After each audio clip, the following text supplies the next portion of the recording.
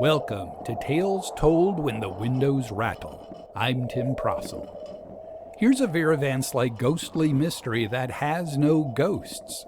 Instead, Vera is asked to join a hunt for a creature that in 1908, the year that this story is set, would be known by the name the Wild Man of the Woods.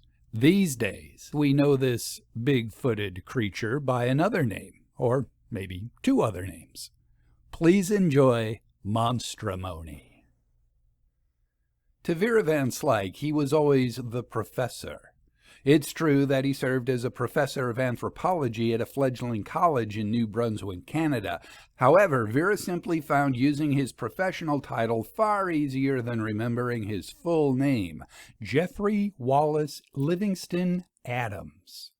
Via letter, Dr. Adams invited Vera to join him on a ghost hunt in Arkansas. He clarified that the trip would be fully funded with an additional stipend for Vera. As he would be stopping in Chicago on his journey south, he wondered if they might discuss the details of the expedition over lunch. The mention of lunch convinced Vera that the professor was a colleague well worth meeting. The three of us gathered at the foiled gelding. Despite the expanse of his complete name, which became a veritable litany when followed by his various degrees, Dr. Adams seemed to be a frank and unaffected gentleman. With his accent as corroboration, he told us that he had been born and schooled in England. His settling into a teaching position in Canada came after an extensive search for a legendary hairy giant that the native tribes of British Columbia described as walking on 2 feet and often darting away on both. "Tracking these so-called wild men of the woods is my special avocation," said Dr. Adams as his roast beef arrived. "While you've been hunting ghosts in a general way, I've crossed the globe in search of the Myro of New Zealand and the Sistimete of Guatemala. Indeed, I almost froze to death in the Himalayas, hoping to spot what the locals there call the Mete." After finishing a bite of the potatoes beside her pork chop, Vera replied, "But these creatures you name strike me as the quarry of a zoologist rather than a ghost hunter. My own investigations typically involve mansions, cottages, and theaters. The farthest I travel is to bridges and battlefields in the countryside, not to isolated jungles and mountain ranges." As if to build suspense, Dr. Adams grinned as he cleaned his spectacles with his napkin. Returning them to his ears, he explained, "One theory holds that the Myro, the Sistimete, and the rest have survived for millennia because of their highly evolved skill at eluding predators. I, however, ask if they've survived at all. But for the occasional footprint or tuft of fur, no definitive physical evidence has yet been discovered. No skulls, no hides, no nests. And witnesses often say these creatures appear and vanish exactly like ghosts." He nodded suggestively before readying his knife and fork. Vera hadn't bothered to swallow the meat in her mouth before mumbling, "Ghosts of what?" Dr. Adams lowered his cutlery. "Ghosts of the missing link. That transitional species between some primordial anthropod very much like our modern chimp, gorilla, and orangutan cousins, and ourselves. Let me ask you, do you believe that animals have spirits?" Chewing, Vera's gaze drifted. She seemed to be either pondering what Dr. Adams was saying or perhaps ignoring it outright. I answered for her. Some years ago, we investigated a case that revealed that whales have spirits. It's sometimes said that a dog or a cat or even a horse loyally stays beside its owner even after its death. Our visitor set down his knife and fork before clasping his hands. "If animals can return as ghosts, is it too much to believe that our prehistoric ancestors can as well? Those who have developed the foundation of human essence, what? If I'm right, here's an interesting connection with our most distant relatives. What remarkable things might we learn from them?" Vera and I looked to one another. She pursed her lips and shrugged, acknowledging the possibility of antediluvian ghosts.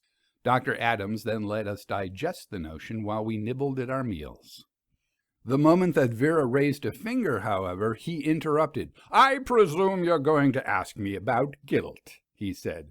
Yes, I know about your theory regarding strong feelings of guilt ripping the tissue between this world and the next. Combining your prerequisite for ghostly manifestation with my own theory is exactly why I hope you'll accompany me to Arkansas. You see, there have been newspaper reports of a creature that's half ape and half man spotted east of the Ozarks. Granted, these articles treat the sightings as the folly of country bumpkins. However, what if you're able to use your methods to establish the presence of guilt? Enough guilt to open a dimensional doorway. Well, wouldn't that lend credence to my theory that these creatures are spectral? Vera squinted at the man. I've never gone public with my theory regarding guilt and ghosts. Kindly inform me how you know about it. Dr. Adams drank some water. He rearranged his napkin. Finally, he grinned. This expedition is being financed by an individual whose social circles cross with a gentleman familiar with your ghost hunting. A gentleman, I believe, who resides in Pittsburgh, what? Vera sat upright and spun her head to face me. I gently touched her arm. Turning back to our visitor, I said, Do you mean J. Horace Ritchie? It strikes me that Mr. Ritchie's wealth might put him in the same social circles as someone eccentric enough to fund an expedition in search of phantoms. I glanced back at Vera. She eased her posture. Dr. Adams uttered, Yes, Ritchie does in fact sound rather like the name that had been mentioned to me. Vera persisted. And who mentioned that name, Professor? If I'm to join you on this expedition into darkest Arkansas, shouldn't I know who's paying my passage? Professor? Again, Dr. Adams cleaned his spectacles. I can tell you that she's proven to be a stalwart champion of occult research. She's funded many of my earlier trips, and I certainly don't wish to endanger any future travels. As such, I must respect her wish to remain anonymous. Vera grew mute. She stared at Dr. Adams. He slowly reclaimed his silverware. Putting that silverware down again, he implored, Come now, doesn't the prospect of encountering the ghost of the missing link have a certain irresistible allure, Miss Van Slyke? Exactly as she had upon being introduced to the possibility of such a ghost, Vera pursed her lips and shrugged. She then conceded, I've never been to Arkansas before. Within the week, our train arrived in a bustling town with the interesting name of Paragould, Arkansas. Dr. Adams had chosen this location based on the sightings of what witnesses had termed an ape man, at least according to those snide newspaper articles. Once we were settled in our hotel, the professor made arrangements for a driver to take us out to a rural general store frequented by those witnesses, and, as needed, to the cotton farms or timber camps where they worked. We met the driver the next morning. Averse to ceremony, he insisted on being called Stan. His stubbly cheeks and dusty shirt were in keeping with this philosophy of informality. Once Stan had gotten our buggy to the outlying road, he said, Now, I ain't saying these folks are lying, and I ain't saying they ain't lying. See, this here ridge we're on, called Crowley's Ridge, it's old. Long before Jesus walked, they say it was a narrow island with the Mississippi flowing on one side and the Ohio on the other, a plateau of sorts. So who knows if there ain't some ancient ape still loitering about? For the remainder of the trip, Stan and Dr. Adams expounded upon first-hand observation versus hearsay, the local flora and fauna, and the variances between their respective dialects of the English language. Stan was clearly impressed when the professor suggested that using ain't is far more consistent than saying I am not, he is not, and they are not. Both gentlemen merrily agreed with Vera's proposal that we replace that fickle verb not just with ain't, but also with its positive form, a. I rode silently, delighted by how the playful poetry of my companions blended with the music of innumerable birds. The mood changed, however, once we arrived at Hooper's General Store. Stan tended to the horses as the three of us entered the mercantile.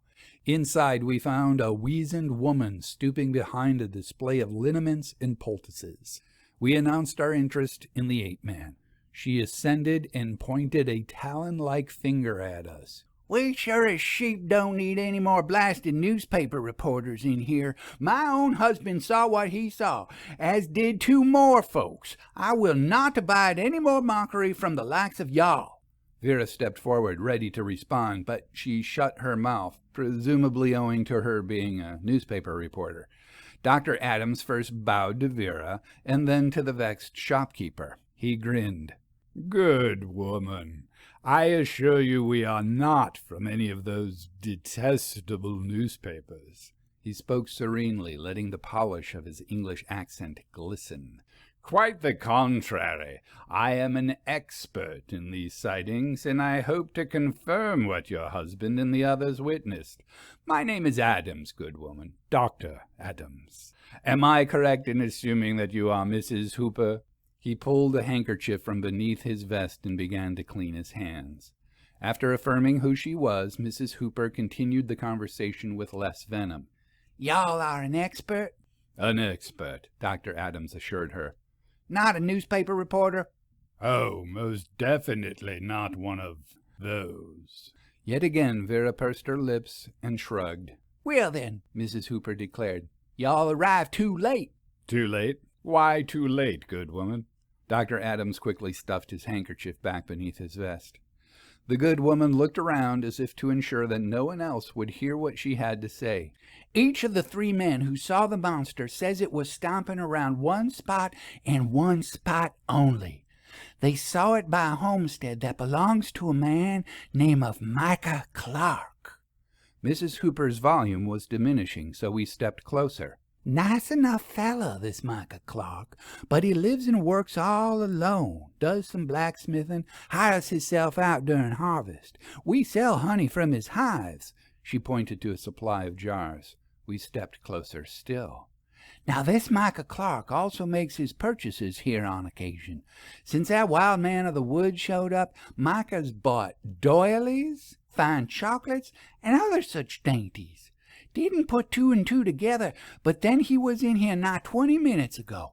He done something my husband and me saw as powerful suspicious." She raised her talon again, but lowered her voice even more.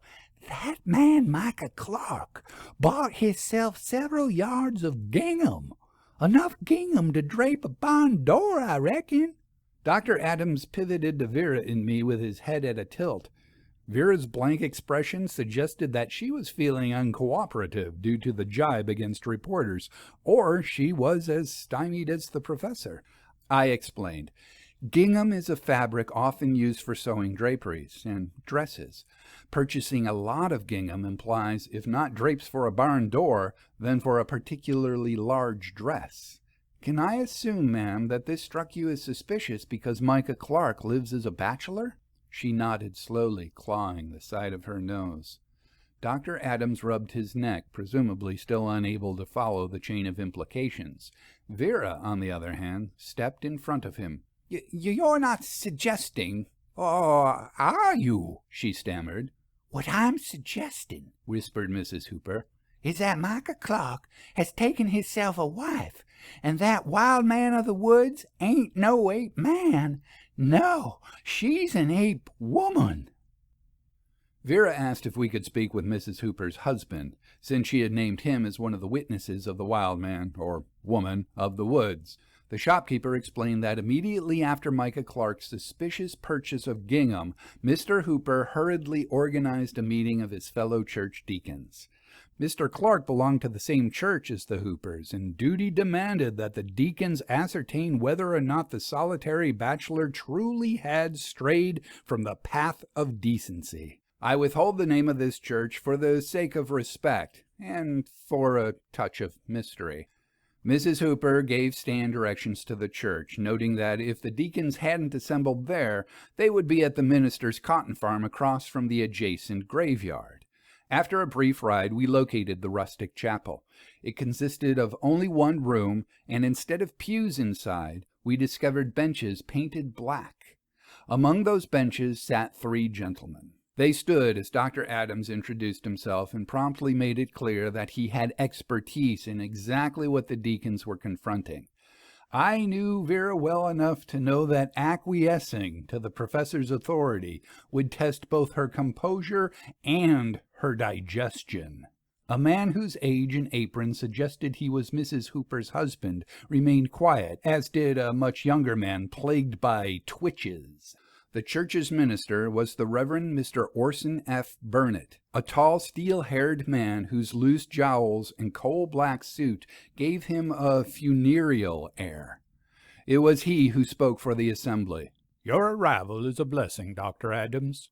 We welcome you. However, because of the deviant nature of the topic at hand, I'll have to insist that your wife and daughter there wait outside for the safety of their souls."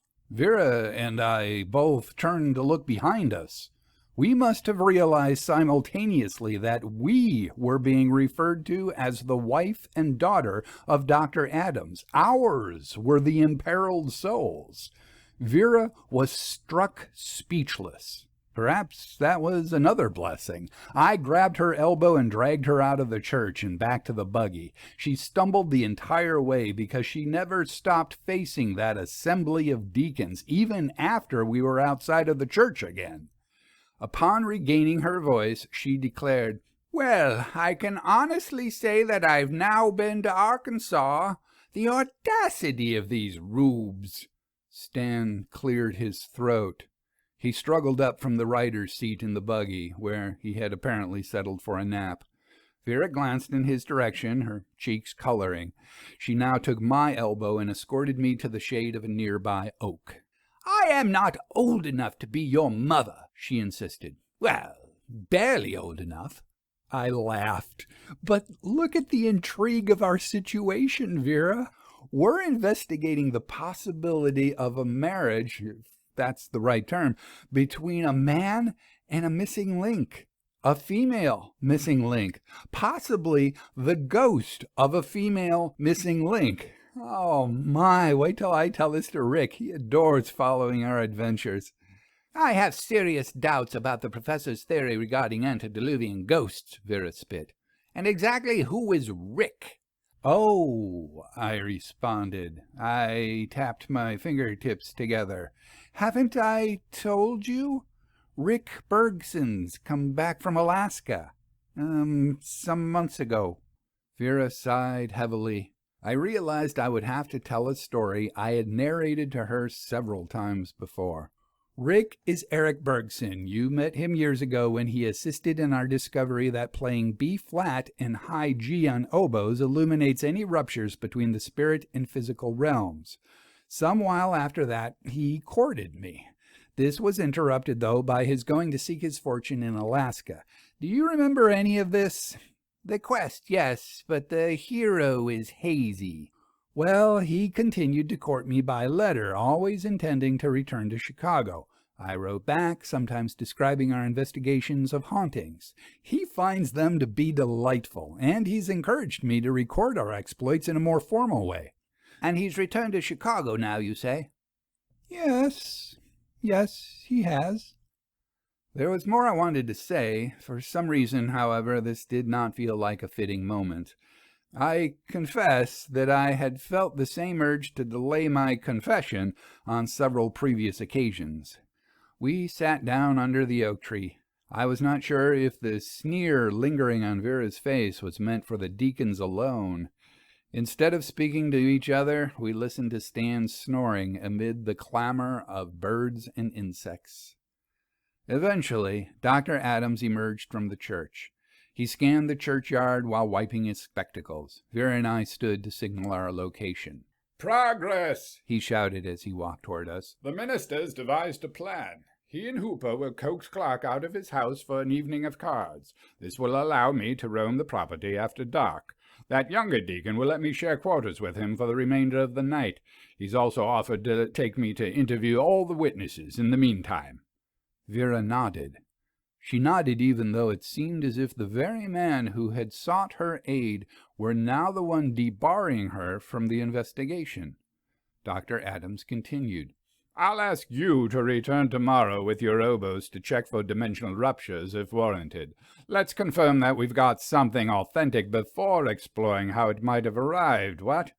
I'll fetch my kodak, my flask, and a few other things from the buggy. Stan can then take the two of you back to the comforts of civilization." He chuckled.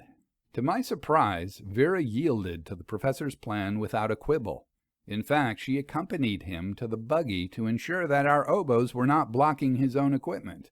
She suggested we all reconvene at 9 o'clock the following morning at the Mercantile. Vera went so far as to bid him to beware of Clark's beehives during the hunt. "Back to Paragould, miss?" asked Stan as he helped Vera and me into our seats. "One detour first," she answered. "We must return to Hooper's General Store to purchase ourselves a grand picnic lunch." More privately, she stipulated, "We'll send the bill to that anonymous benefactress of ours." Stan climbed into position to take the reins. Vera called to him, "I should have said 2 detours. We'll also ask Mrs. Hooper for directions to Micah Clark's homestead. We've got our oboes. Let's stay until dusk to conduct our own part of the investigation. What?" At sunset, Stan halted the horses a fair distance from Micah Clark's property, since we were acting clandestinely. Vera and I assembled the oboes. According to his habit, our driver stayed with the buggy as the two of us walked the rest of the way. "We can assume Mr. Clark will be out playing cards," I said, "but what if Dr. Adams hears our instruments?" "We'll have to risk it," Vera answered. "Keep your high G low to the ground, and I shall likewise flatten my B flat." She giggled at her own quip. I was finding this affair less humorous. I was not as convinced as my companion that whatever lurked in this wooded area was more malarkey than monster. It being dusk, the throng of birds seemed to be madly shouting a warning to any living creature that would heed it. A chill shook me as an evening mist rose and the last of the sun dropped from sight. As the birds were trading shifts with the frogs and crickets, Vera pointed to a cabin that must have belonged to Mr. Clark. She whispered, "Would he have left a lamp burning?" "I certainly would have. Otherwise I might never find my way home in this darkness." Vera seemed to ponder my point before putting a finger to her lips. Almost as an orchestra conductor does, she gestured that it was time to play our well-rehearsed notes. The steady wheeze of 2 oboes in a dark and desolate wood only exacerbated my anxiety. I followed Vera as she meandered onto and around the property. At times we glimpsed flashes of the holes that gilt tears between this world and the next, edged with violet, as our resonance teased them into the visible spectrum. However, those holes were too few and too scattered to suggest much supernatural activity. If there were a monster here, it was one born of nature. Nonetheless, Vera and I continued to drone on in harmony. Our serpentine march must have looked like some pagan ritual for the lost. Fortunately, only an owl observed us, displaying silent respect on a branch close to the cabin.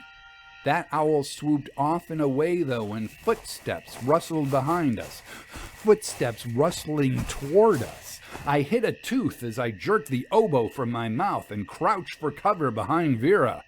With me clutching her, we managed to swing around, finding a rifle aimed at our heads. "Good evening," Vera responded genially. "Mrs. Clark, I presume." A young woman lowered the rifle from her shoulder and her angled head. Her eyes darted quickly between the two of us. However, a grin gradually overtook her lips. She nodded in reply to Vera's question, and hers became a very pretty face. Despite it being framed by dark, straight hair, that face was almost as round as the full moon behind it. Mrs. Clark positioned the rifle as if it were a shepherd's crook. "Y'all just about made me soil myself. All this talk of an ape-man, I was thinking that noise I was hearing was its love call. What in blazes you ladies doing out here?" "Would you mind if we explained all that inside?" Vera asked. "The mosquitoes are a bit thick tonight." 15 minutes later, we were drinking ginger ales with Mrs. Micah Clark. Only a month earlier, she had been Miss Alicia Hotch, the daughter of Otto and Greta Hotch. Mr. Clark met the family while working on their farm during a previous harvest. "So your new husband bought the doilies and candies and gingham for you, correct?" Vera asked. "That's right. Quick to smile, our hostess shook her head. So much gingham. I told him to get enough for a dress, but he's never bought cloth before. Wanted to make me happy, bless his heart. That mystery solved, I wondered aloud, why didn't you simply go to the store with him? Or why didn't he ask Mrs. Hooper how much would be needed for a dress? Mrs. Clark slumped in her chair. Oh, well, that. I'm a bit of a secret for the time being. She examined her ginger ale and then took a hard swallow. You see, Mike and the minister are working on a way to let the folks here know about me without them getting all riled up. Vera cocked her head. Riled up? Without just up and telling them, explained Mrs. Clark, that the boy's gone and married a Catholic. Had Dr. Adams been lurking close enough at that moment, he would have wondered why there were 3 women inside bachelor Micah Clark's cabin guffawing loud enough to frighten away a dragon. Dabbing the mirth from her eyes, Vera relaxed her smile long enough to say, You say the minister knows your secret? That gloomy man who expelled us from his church to protect our souls. What's his name again, Lida? Orson Burnett. The Reverend Mr. Burnett gave us the impression that he might be the first to object to your marriage.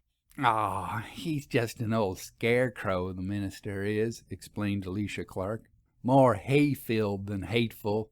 He stops by regular, easing Mike's worries that his falling in love with a papist will make him an outcast from the congregation. About where I caught you blowing them clarinets, that's where Mike paces back and forth, back and forth. Vera turned to me and winked. This explained those few violet holes we had spotted. Mr. Burnett also comes here to ask me all manner of questions about the Roman Church, too. He's real curious what beliefs the Protestants share with my folks, but he hasn't had much chance to sit and chat about it. Honestly, y'all could invite every Catholic in this state, and there still wouldn't be enough to throw a barn dance. Has he tried to convert you to Protestant doctrines? I asked. Of course, that's his duty after all. I told him, though, that converting me will be like asking a rabbit to take a vow of celibacy. Mrs. Clark smiled. Still, I reckon he's working on some scheme to win me over. That's his way. Vera tapped gently on her ginger ale bottle while repeating, like asking a rabbit to take a vow of celibacy. I'll have to remember that one. However, my dears, it's a fair ride back to the hotel. We'd be wise to go there while there's light enough. The signalman has strong arms, but the moon does get heavy. But the moon does get heavy, our hostess recited, snickering. I call that a pretty good swap, Miss Van Slyke. According to plan, Vera and I were back at Hooper's General Store at 9 o'clock the next morning. The scene was very different, though. Some people were waiting on barrels. Some were standing in groups. Some more were entering or exiting the mercantile. In other words, a mob was forming. Stepping down from the buggy, Vera asked, Did we cause this somehow? Before I could advance a theory, the younger deacon we'd seen the previous day rushed up to us. He twitched a few times before speaking. Weren't y'all with Dr. Adams yesterday? He told us you're not his wife and daughter. Still, weren't y'all with him just the same? Because he's gone. He was supposed to meet me at a particular time and at a particular place, but he never showed. I had a cot all set for him, but he never showed. I waited. I searched. He's gone. Vera patted the man's shoulder. Not to worry. The professor has survived jungles, deserts, and mountains. I imagine he'll endure Arkansas. I waited. I searched, the nervous deacon insisted. I then spotted the Reverend Mr. Orson F. Burnett approaching the crowd. I pointed out his tall figure to Vera, and she walked forward. I thanked the young deacon, doing my best to assure him that Dr. Adams would be found in good health. The rumblings of the crowd swelled as the minister neared. People, he bellowed, let's display a semblance of order. What is this I'm hearing about our friend Micah Clark? Married a monster? Cohabitating with a she-gorilla? It ain't natural, Reverend. Wants to dress her up in a dress. This last statement stirred a stew of laughter, skepticism, and outrage among the mob. Someone rushed toward the minister carrying a crate. Once it was properly placed, Mr. Burnett stood upon it and used his hands to hush the crowd. "Friends, who hatched this tale?" he said. "It's true that Micah Clark got married a few weeks back, but Married to a giant monkey? ain't natural buying all that gingham." Mr. Hooper seen it, and so did the others. The minister again hushed the crowd. He declared, "Exactly what was seen, well, it's not for me to say. I have seen Micah's wife, though. While she's a right sturdy woman, it ain't very neighborly to call her a giant monkey." This time the laughter outweighed the other sounds of the crowd. "I sent someone to fetch the two of them," he continued. "Now I wonder who it was started this cockamamie story." He scanned the crowd, and he appeared to stop on Vera. Sure enough, he pointed directly at her. "Was it you, stranger? Did you listen at the door yesterday when I asked you to wait outside the church?" With an edge of irritation, Vera replied, "No, sir. I am sorry to disappoint you." "Well, then you Yankee women ain't as reliable as Southern gals." Again the laughter increased. Vera put two fingers to her jaw. After a moment, she leaned down to my ear. "What's the man planning to start this rumor?" Considering the notion, from the corner of my eye, I noticed Mrs. Hooper slip furtively back into her store. At that exact moment, as if by design, a horse with two riders came around the corner. In front was a strapping young man with a full beard and dark eyebrows. Embracing his waist from behind was the pretty, round-faced woman with whom we had shared ginger ales the previous night. And both Mr. and Mrs. Clark were beaming. "Ladies and gentlemen," Mr. Burnett announced like a circus ringmaster, "I am most pleased to present to you our good friend Micah Clark and his lovely bride Alicia. And you know what? From the looks of her, if she's only half human, maybe that other half is angel." Amid cheers and applause, Mr. Clark slipped from his saddle to help his wife to the ground. The two braved handshakes, hugs, and hollers to reach the minister. Once the crowd had begun to settle, Mr. Burnett resumed his place on the crate. He struck a pose by placing one hand on his hip and the other over his heart. "There is one thing you should know about our Alicia here. She was born and raised in the Roman Catholic faith." The mob suddenly fell silent. "But I've found her knowledge of Scripture to be admirable. I've confirmed her love for our Lord and Savior. And besides, as we've learned so very, very well today, Micah sure as sheep could have picked a lot worse." The crowd burst into jubilance and celebration. Vera tugged me out of the crowd. She said something that I could not discern in all the commotion. The young deacon had remained by our buggy, biting his thumbnail. Stan was waiting beside him.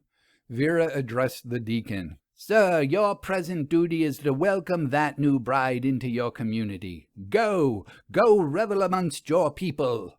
The deacon twitched a few times before trotting off. Vera then turned to Stan.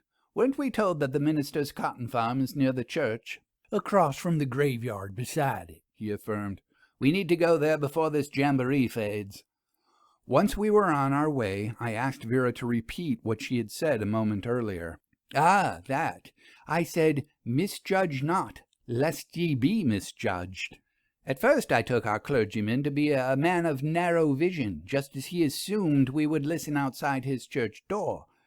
I now hope to verify that his ken is far-reaching enough to have led his flock toward accepting that sweet Catholic woman." She turned toward the passing scenery before grumbling, "That is, accepting her well enough before relentlessly laboring to convert her." True to form, Vera validated her assumption shortly after our arrival at the minister's farmhouse.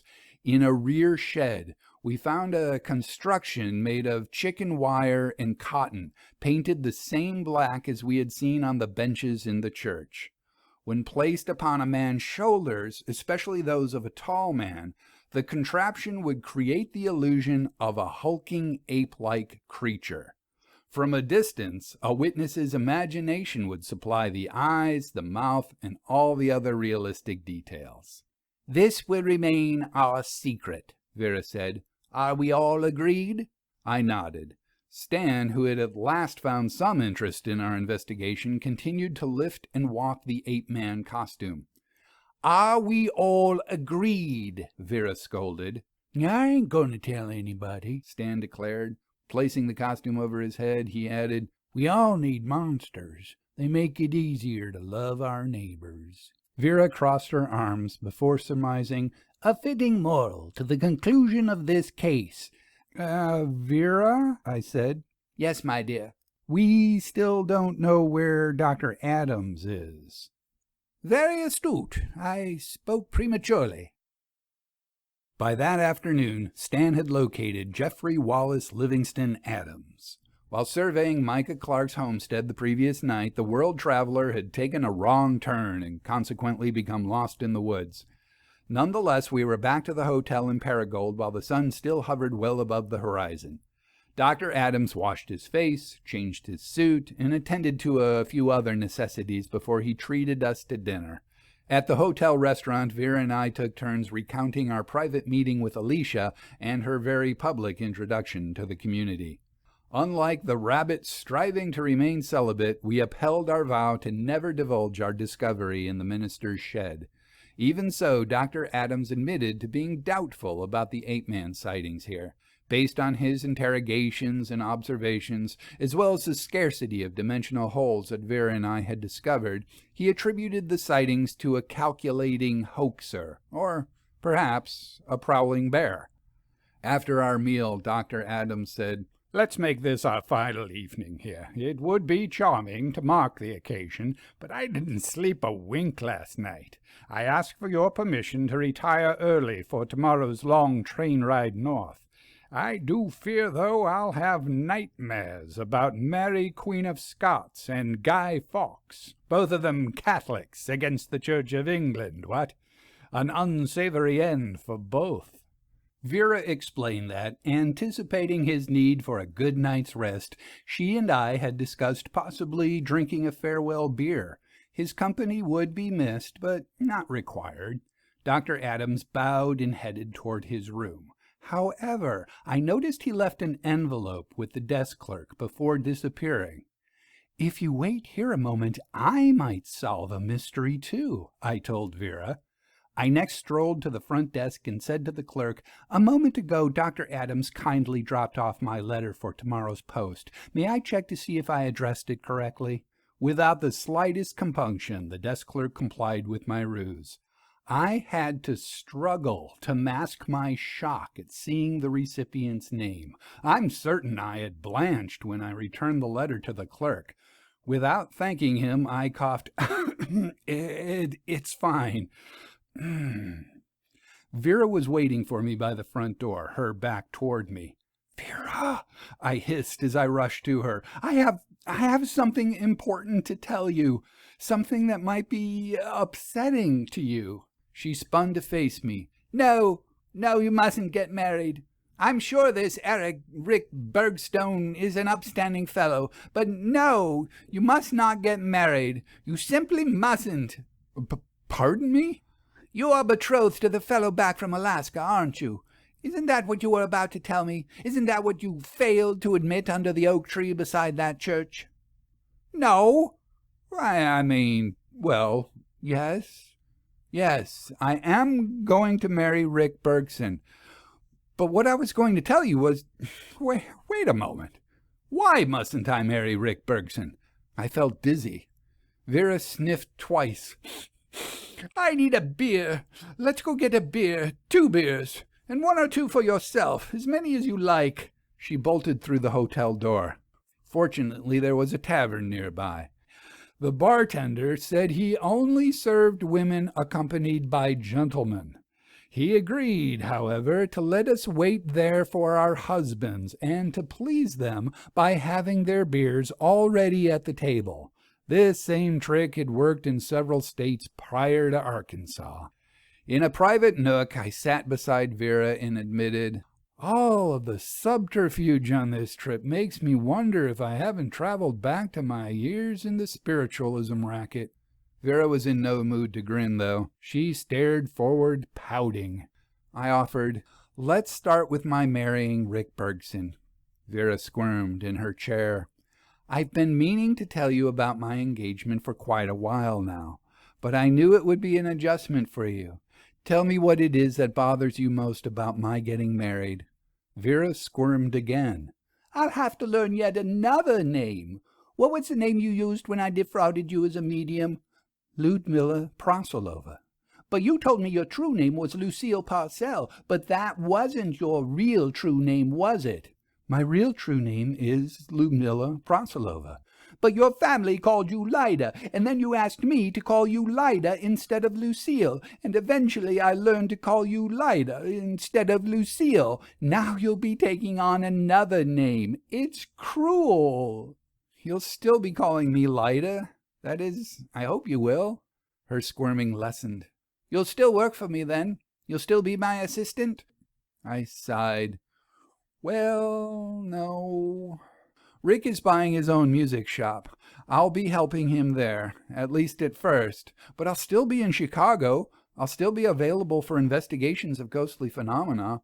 Rick loves to hear about our mysteries, so I don't think he'll mind. I promise I'll still be Dr. Watson to your Sherlock Holmes."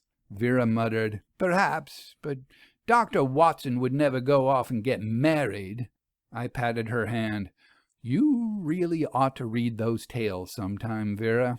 Speaking of doctors, though, shall I tell you the name I saw on the letter our Dr. Adams left at the front desk?" Vera pursed her lips and shrugged. It seemed to have become a habit with her. "The name is Madeline Morley. I checked the city, too, and yes, she lives in Boston. I imagine the envelope contained Dr. Adams' report on this case. That's our mysterious benefactress, Madeline Morley." "Who?" I needed a swig of beer. "Roderick Morley was the millionaire who hired me to conduct a seance at his mansion in Boston 9 years ago. The very seance where you defrauded me. The very seance that ended with the distraught Mr. Morley taking his own life." Vera jolted upright. With her eyes opened wide, she nodded. She took a sip of her beer before saying, "That is interesting. And you're suggesting this Madeline Morley must be related to the millionaire, his cousin, perhaps, or his sister?" A twinkle came to her eyes. Roderick Morley was enthralled by the occult, and someone inherited all his money. If it's his cousin or sister, she's spending it in the way that he would have wanted. The great solver of mysteries touched 2 fingers to her jaw. "Yet why would she expressly withhold her name from us? Lyda, do you think this woman blames me, or possibly the 2 of us, for her relative's suicide?" Vera pressed her palms together. "Lyda, do you suppose this Madeline Morley remains in the shadows because she's out to avenge her family?" Slowly we raised and touched our beer glasses together. "We can only hope, Vera," I granted. "We can only hope." A happy ending, at least from Vera and Lyda's perspective. Now, you could probably tell that Monstrimony is one of the final cases in a collection called Help for the Haunted, a decade of Vera Van Slyke ghostly mysteries. There's a lot of history in this story. If you read that collection, you'll learn more about who was that guy in Pittsburgh who made Vera so uncomfortable. You'll also learn more about Lyda's background as a spiritualist medium. You'll find out about Eric Bergson. Now, if you're interested in the case of Roderick Morley, which is where Lyda and Vera first met, that's covered in detail in a novel called Guilt is a Ghost. And if you liked Dr. Adams, he comes back in another novel titled The Hound of the Seven Mounds. And I really play around with the parallels between Van Slyke and Bergson and Holmes and Watson. You can kind of tell that just from the title, can't you? The Hound of the Seven Mounds. You can learn more about the entire Vera Van Slyke Ghostly Mystery series at brownbonesbooks.com. Brownbones Books, no spaces between those words. Does that even need to be said anymore? If you like ghosts, and specifically ghost hunters, I think you'll find a few points of interest there at brownbonesbooks.com. I hope you stop by. I'm Tim Brossel, and as always, thank you very much for listening.